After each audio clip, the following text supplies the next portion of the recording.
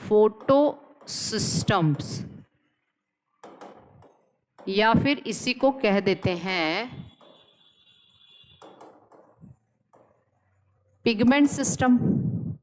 Pigment system, कितने pigment system की discovery हुई थी अभी बताया था मैंने, कितने पिगमेंट सिस्टम की डिस्कवरी हुई थी? 2, PS1 PS2। तो एक बार मैंने लिख देना है यहाँ पे फोटो सिस्टम 1, फोटो सिस्टम 1। दूसरा क्या है? Photo system 2, photo system 1 and photo system 2। अब देख लेते हैं, फोटो सिस्टम 1 में 2 कंपोनेंट होते हैं। किसी भी फोटो सिस्टम में 2 कंपोनेंट होंगे, एक तो फोटो केमिकल रिएक्शन सेंटर 1, मतलब PCRC 1। किसी भी फोटो सिस्टम में 2 कंपोनेंट, एक तो PCRC होगा, फोटो केमिकल रिएक्शन सेंटर, और फोटो केमिकल रिएक्शन सेंटर, और दूसरा क्या होगा? LHC1, लाइट हार्वेस्टिंग कॉम्प्लेक्स या antenna 1, antenna 1। Similarly you can say कि यहाँ पे भी क्या है, 2 कंपोनेंट होंगे, PCRC2 और लाइट हार्वेस्टिंग कॉम्प्लेक्स 2 और एंटीना 2। ठीक है, अब देखिए यहाँ पे क्या है, फोटो सिस्टम 1 जो है, आप कह सकते हैं कि फोटो सिस्टम 1 क्या यूज करता है, कौन से वेवलेंथ की लाइट यूज करता है? 700 नैनोमीटर। ठीक है, तो अब देखिए इसका जो PCRC 1 है, तो मैं यहाँ पे पहले इसको बना ही दूं क्या? देखिए इसका PCRC, ये है PCRC और इसका PCRC है, और आपको पता है इसके PCRC में तो क्लोरोफिल 1 का मतलब क्लोरोफिल A होगा ना, क्लोरोफिल A, इसका क्लोरोफिल A और इसका क्लोरोफिल A का केवल 1 मॉलिक्यूल होता है। ऐसा नहीं कि बहुत सारे हमेशा याद रखिएगा रिएक्शन सेंटर में केवल 1 मॉलिक्यूल ऑफ क्लोरोफिल A होता है। ठीक है, केवल 1 molecule of chlorophyll A present होता है रिएक्शन सेंटर में, और इसके अगल बगल जो है, इसके अगल बगल प्रेजेंट होंगे इसके लाइट हार्वेस्टिंग कॉम्प्लेक्सेस। कौन प्रेजेंट होगा? Light harvesting complexes. तो ये है LHC। इस लाइट हार्वेस्टिंग कॉम्प्लेक्स में और क्या हो सकते हैं? इस लाइट हार्वेस्टिंग कॉम्प्लेक्स में हो सकते हैं आपके क्लोरोफिल B, C, D, फाइकोबिलीन्स और कैरोटीनॉइड्स। तो लाइट हार्वेस्टिंग कॉम्प्लेक्स में मैं लिख दूं क्या क्या हो सकता है? क्लोरोफिल B हो सकता है, क्लोरोफिल C हो सकता है, क्लोरोफिल D हो सकता है, क्लोरोफिल E हो सकता है, फाइकोबिलीन्स हो सकता है, फाइकोबिलीन्स हो सकता है, और कैरोटीनॉइड्स हो सकते हैं। कोई टेंशन नहीं। ठीक, अब हम आ जाएं इसमें PCRC में क्या है, तो आप कहेंगे only 1 molecule of chlorophyll A। अब देखिए कहानी में आता है ट्विस्ट। क्या? इस क्लोरोफिल मॉलिक्यूल A को आपने बुक में देखा होगा, यहाँ पे इस फोटोकेमिकल रिएक्शन सेंटर के अंदर लिखा रहता है ऐसे P700। एक्चुअली में ये व्हाट इज दिस, ये P700, ये PCRC है, फोटोकेमिकल रिएक्शन सेंटर के आपने अंदर आपने देखा होगा, लिखा होगा P700। तो ये P700 क्या है? This is the 1 molecule of chlorophyll A of photosystem 1 which absorb light of wavelength of 700 nanometre. तो P700 क्या है? P700 फोटो सिस्टम 1 के PCRC का एक जो क्लोरोफिल है ना, A है ना, उसका नाम है P700। तो P700 क्या है? This is called as P700। तो P700 क्लोरोफिल A का ही नाम है। ठीक है ना, तो आप लिखेंगे P700 is 1 molecule of chlorophyll A of PCRC of PS1 which absorbs wavelength of 700 nanometre. Am I clear with this? यहां तक तो किसी को कोई दिक्कत नहीं होनी चाहिए। This is the photo system 1। Now come to the photo system 2। Photo system 2 में क्या होगा? इसके पीसीआरसी में, अच्छा इसके एंटीना मॉलिक्यूल भी बिल्कुल सेम होंगे, तो इसके antenna molecule same as antennae of light, मतलब फोटो सिस्टम 1। फोटो सिस्टम 1 के ही बराबर होंगे, कोई टेंशन नहीं है यहाँ तक। ओके, अब देखिए इसका पीसीआरसी, जो पीसीआरसी है उसके इसमें क्या होगा? इसमें भी होगा एकदम सेम वही चीज़ है। इसका ये है पीसीआरसी और इसमें भी 1 मॉलिक्यूल ऑफ क्लोरोफिल ए है, ठीक है। लेकिन ये क्लोरोफिल ए फोटो सिस्टम 2 वाला है और इसको प्यार से कहते हैं, क्या कहते हैं प्यार से? P680। इसको प्यार से कहते हैं P680, ठीक। तो P68 और ये सब क्या है? Light harvesting complexes. तो P680 यहां पे क्या होगा? That contains only 1 molecule of chlorophyll A called as P680. And what is the P680? Definition you can write down. P680 को आप लिख सकते हैं is chlorophyll A molecule, मतलब 1 molecule, 1 chlorophyll A molecule of PCRC of PS2 which absorbs wavelength of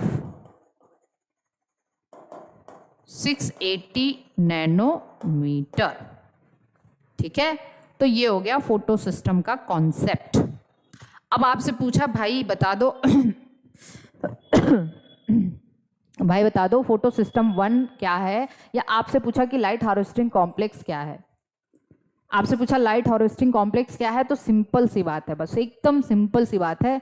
light harvesting complexes आप कह देंगे भैया लाइट हार्वेस्टिंग कॉम्प्लेक्सेस क्या होता है, आप अलग लिखिएगा, all photosynthetic pigments -1 molecule of chlorophyll A. ये है लाइट हार्वेस्टिंग कॉम्प्लेक्स। जितने भी फोटोसिंथेटिक पिगमेंट है उसमें से बस एक क्लोरोफिल हटा दो ए का, तो सब के सब लाइट हार्वेस्टिंग कॉम्प्लेक्स हैं, ठीक है ना। सब के सब क्या है? लाइट हार्वेस्टिंग कॉम्प्लेक्स हैं। I hope it is clear to all of you. सारी चीजें अभी यहां तक समझ में आ गई। अब हम देखेंगे ये लाइट हार्वेस्टिंग कॉम्प्लेक्स क्या करते हैं, क्यों प्रेजेंट है ये, तो मैं अभी आपको कहानी बताऊंगी इसकी, ठीक है। पहले एक बार इसको समझ लीजिए।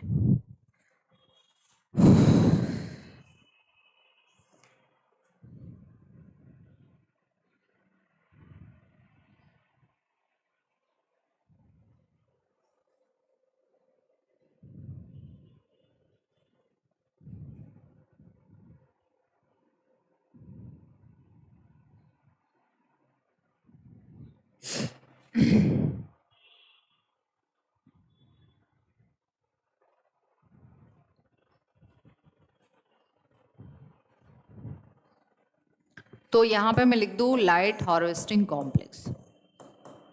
आप कहेंगे कि light harvesting complex also called as antenna molecules. इसको हम और क्या कहते हैं? एंटीना मॉलिक्यूल्स कहते हैं। और क्या कहते हैं इसको? तो हमने कहा कि ऑल फोटोसिंथेटिक पिगमेंट्स -1। अब देखिए -1 क्लोरोफिल ए, ठीक। किसी भी फोटो सिस्टम का सारे के सारे लाइट हार्वेस्टिंग कॉम्प्लेक्स का मतलब ये हुआ कि उसमें जितने भी फोटोसिंथेटिक पिगमेंट है उसमें से एक मॉलिक्यूल क्लोरोफिल ए का हटा दीजिए, तो ये क्या है? लाइट हार्वेस्टिंग कॉम्प्लेक्स है, ठीक है। और अब हम कह देंगे कि लाइट हार्वेस्टिंग कॉम्प्लेक्सेस में क्या क्या आते हैं, तो आप कहेंगे सब कुछ तो हमें पता ही है कि इसमें कैरोटिनॉइड्स आता है, कैरोटीनॉइड्स आता है, फाइकोबिलिन्स आता है, फाइकोबिलिन्स आता है, chlorophyll b, chlorophyll c, chlorophyll d, ठीक, और क्लोरोफिल ई, और ये सब आते हैं, ठीक। अब आप कहेंगे कि इसका काम क्या है, तो सबसे पहले इसके फंक्शंस देख लेते भैया। फंक्शंस क्या होता है? फंक्शंस इसके ये हैं, इसको हम कहते हैं, देखिए जैसे सपोज करिए कि ये है हमारा क्लोरोफिल ए का एक मॉलिक्यूल और इसके अगल बगल है सारे के सारे लाइट हार्वेस्टिंग कॉम्प्लेक्सेस। क्या प्रेजेंट है? लाइट हार्वेस्टिंग कॉम्प्लेक्सेस प्रेजेंट हैं। अब अगर इसके चारों तरफ लाइट हार्वेस्टिंग कॉम्प्लेक्स है तो यहाँ पे क्या होने वाला है, ये सपोज करिए कि सोलर रेडिएशन है, सोलर रेडिएशन, ठीक है। सोलर रेडिएशन इस पे पड़ेगी तो सबसे पहले वो देखिए, कभी भी solar energy directly chlorophyll A पे नहीं पड़ती है, क्योंकि क्लोरोफिल ए बहुत, एक तरीके से आप कह सकते हैं ना कि जैसे कोई भी राजा है घर का, मतलब कि किसी भी राज्य का, या आप कह लें कि कोई भी अगर राजा है तो उसके अगल बगल तो पहले सैनिक होते हैं ना, मतलब कोई भी परेशानी हो या कोई भी दिक्कत हो तो सबसे पहले क्या करेंगे, उसके जो सैनिक होते हैं ना वो चीज़ों को मैनेज करते हैं, ठीक है। तो यहाँ पे क्या होने वाला है, यहाँ पे सबसे पहले लाइट एनर्जी जो पड़ेगी ना, वो सारे के सारे लाइट, इसीलिए इनका नाम है light harvesting complexes. Light harvesting, थोड़ा सा एक second,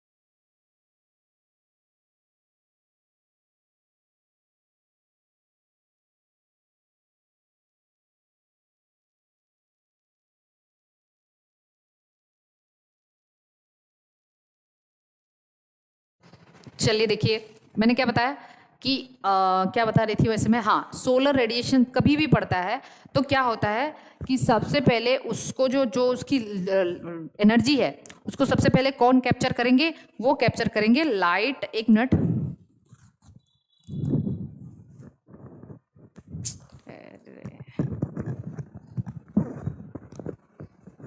light harvesting complexes, light harvesting complexes. अब ये क्या करते हैं, इस एनर्जी को पहले ये कैप्चर करेंगे और उसके बाद इसको ट्रांसफर करेंगे, किसको ट्रांसफर करेंगे, क्लोरोफिल ए को। तो फिर क्लोरोफिल ए क्या हो जाता है, इसके अंदर जो प्रेजेंट इलेक्ट्रॉन्स होते हैं ना वो एक्साइटेड हो जाते हैं, क्या होते हैं, एक्साइटेड हो जाते हैं, और ये फिर इलेक्ट्रॉन अपने ऑर्बिट से बाहर निकल के आ जाते हैं। फिर यही इलेक्ट्रॉन का इलेक्ट्रॉन ट्रांसपोर्ट सिस्टम हम लोग आगे देखेंगे। तो कहने का मतलब ये है कुल मिला के, एक तो ये शील्ड प्रोवाइड कर रहे हैं, इसको प्रोटेक्ट कर रहे हैं क्लोरोफिल ए मॉलिक्यूल को, ताकि वो बहुत सेंसिटिव है, वो एकदम बीचों बीच उसी को सारी कहानी हम और आप जो कुछ भी हमारी जो जिंदगी चल रही है ना, हम जिंदा है ना, तो हम लोग कैसे जिंदा है, एनर्जी, और एनर्जी क्या है, एटीपी। वो एटीपी कहाँ से आई, ग्लूकोज के ब्रेकडाउन से। और वो ग्लूकोज कैसे बना, प्लांट्स ने फोटोसिंथेसिस से बनाया।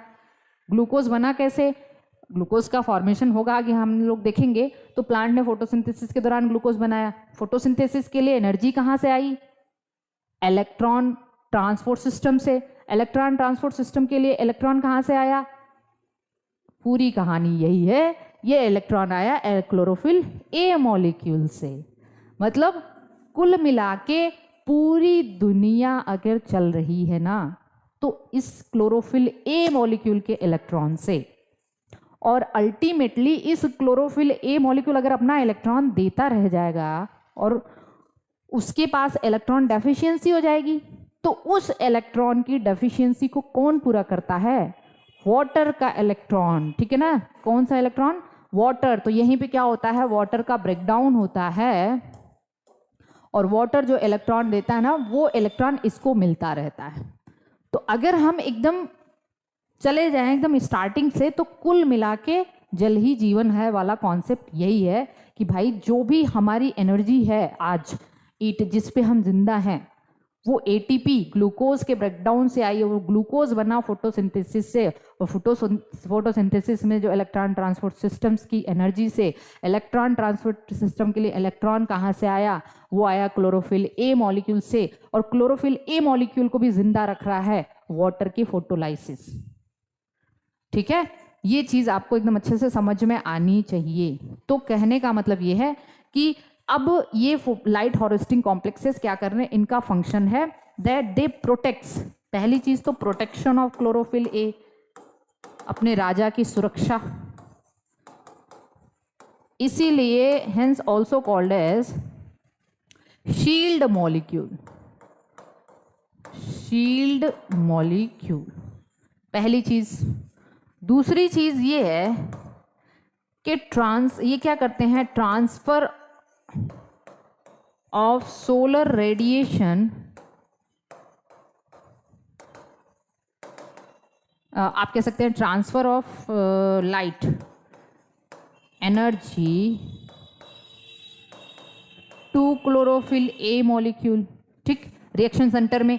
तीसरी चीज ना, ये बहुत वफादार हैं, वफादार इन द सेंस कि कभी क्या हुआ बहुत ज़्यादा लाइट है, लाइट इंटेंसिटी काफ़ी तीव्र है, ठीक है ना, हाई लाइट इंटेंसिटी है, और हाई लाइट इंटेंसिटी में क्या होता है ना, क्लोरोफिल ए मॉलिक्यूल बड़ा सेंसिटिव है, क्योंकि उसने बाहरी दुनिया तो देखी नहीं है, बाहरी दुनिया ने उसको प्रोटेक्ट करके रखा गया है ना, तो जो जितना ज़्यादा जिसको प्रोटेक्शन है उसको उतनी ज़्यादा समस्या है। तो उसको क्या है कि अगर वो हाई लाइट इंटेंसिटी उस पर डायरेक्ट पड़ जाएगी क्लोरोफिल ए मॉलिक्यूल पे, तो वो डिग्रेड हो जाएगा। क्या हो जाएगा? डिग्रेड। इसको कहते हैं सोलराइजेशन। क्या कहते हैं? सोलराइजेशन या फोटो ऑक्सीडेशन ऑफ क्लोरोफिल ए। तो फोटो ऑक्सीडेशन या सोलराइजेशन ना हो हाई लाइट इंटेंसिटी में क्लोरोफिल ए का, तो उसको भी ये क्या करते हैं, जिस दिन हाई लाइट इंटेंसिटी है ना, ये सब करते हैं भाई एकजुट हो जाओ, सारी की सारी लाइट इंटेंसिटी को क्वेंच कर लेते हैं, और कुल मिला के चाहे जितनी लाइट इंटेंसिटी हो सब ये क्वेंच कर लेते हैं, केवल जितनी जरूरत है उतनी लाइट को आगे पास करते हैं। तो ये क्या करते हैं, ये करते हैं क्वेंचस हाई लाइट इंटेंसिटी, ठीक है, high light intensity, and prevents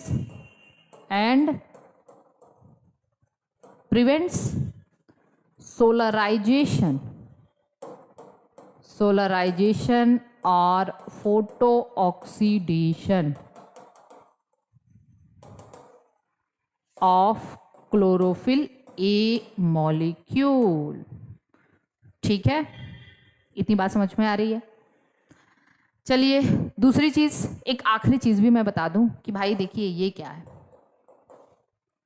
पत्तियों में आपने देखा होगा डिफरेंट शेड्स दिखाई देते हैं, अलग अलग शेड्स होते हैं ना पत्तियों में, कहीं आपको डार्क दिखा, कहीं लाइट दिखा, हल्का हल्का देखेंगे, आप ध्यान से देखेंगे, वो भी पेपर क्रोमेटोग्राफी करेंगे तभी। तो उसका रीजन यही है कि वहां पे बहुत सारे पिगमेंट्स प्रेजेंट हैं, और इसको तो करना है केवल 680 नैनोमीटर पे या फिर 700 नैनोमीटर पे, किसको फोटोसिंथेसिस करना है, किसको? क्लोरोफिल ए मॉलिक्यूल को। लेकिन कभी क्या हुआ, क्या काफ़ी दिन तक अगर बादल है आसमान में, ठीक है, काफ़ी दिन तक लाइट इंटेंसिटी अच्छी नहीं मिल रही है, तो क्या फोटोसिंथेसिस रुक जाता है? क्या ज़िंदगी रुक जाती है? नहीं, चलती रहती है। क्यों? क्योंकि ये सब है ना, ये सारे के सारे लाइट हार्वेस्टिंग कॉम्प्लेक्स ये डिफरेंट वेवलेंथ्स को भी कलेक्ट करते रहते हैं कि भाई कम लाइट है कम ही ले लो, ज़्यादा लाइट है ज़्यादा ले लो, ठीक है ना, और फिर जो जितनी ज़रूरत है उसको ट्रांसफ़र कर दो। ठीक है, तो हम कह देंगे this is responsible for continuation of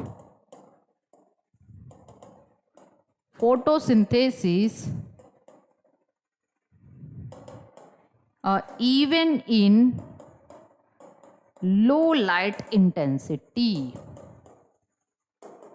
ठीक, तो ये हो गया light harvesting complex, responsible for continuation of photosynthesis of chlorophyll a molecule even in low light intensity. सब मिक्स नहीं कर दीजिएगा, ऑक्सीडेशन ऑफ क्लोरोफिल मॉलिक्यूल। ठीक, ये है पूरी कहानी लाइट हार्वेस्टिंग कॉम्प्लेक्स की। I hope it is clear to all of you. और उसके बाद आगे चलते हैं।